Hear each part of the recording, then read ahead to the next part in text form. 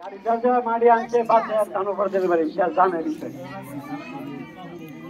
পরবর্তীতে যখন যা ড্রেসিং করতে হবে বা মাড়িওয়ালা ড্রেসিং করতে হবে, তাহলে বললাম যে কোটা চালায় আইন না, এখানে আইন না, এটা কাছে ড্রেসিং করে দেওয়ার জন্য। সে কি বললো যে না আসতে পারবেন। আবার এই কি জানি তো দেখলাম কিন্তু রোবট লাগে, আবার রোবট পাওয়া যায় এখানে। আজকে সে কিন্তু এক পর্যায়ে জিম্মি করছে।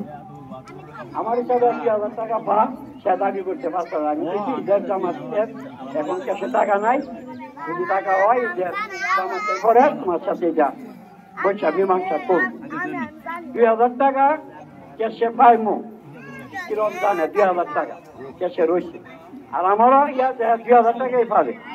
এখন কেন যে আলোচনাগুলো, আমরা যদি কাজ করতে গিয়া ভুল করে থাকি, হয়তো হইতে পারে ভুল, যদি ভুল হয়ে থাকে তাইলে আল্লাহর হচ্ছে যারা ভালো পারে, আমি সকলকে বলবো আমাদের সকলের মঙ্গল আছে, যারা ভালো পারে তাদেরকে দিয়ে করেন, আমরা সহযোগিতা করবো, আমাদের কোনো দুঃখ নেই।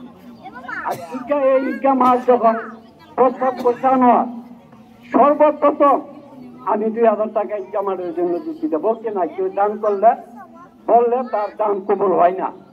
তারপরে দুঃখের সহিত আজকে আমি কথাটা বললাম, কারণ আমি বলতাম না যদি এই কথাগুলি যদি না আসতো, কাজ করা যায় লক্ষ লক্ষ টাকা বাকি কাজ করাইছি জামাত, এই যে ফাঁকা করছি।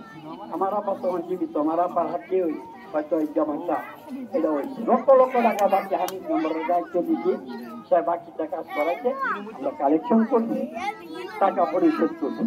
আমরা এটা এই জামাতটা নতুন জামাত আমরা শুরু করছি। আল্লাহর রহমতে আপনাদের দেওয়া টাকার বিনিময়ে আমরা এই জায়গায় আনছি।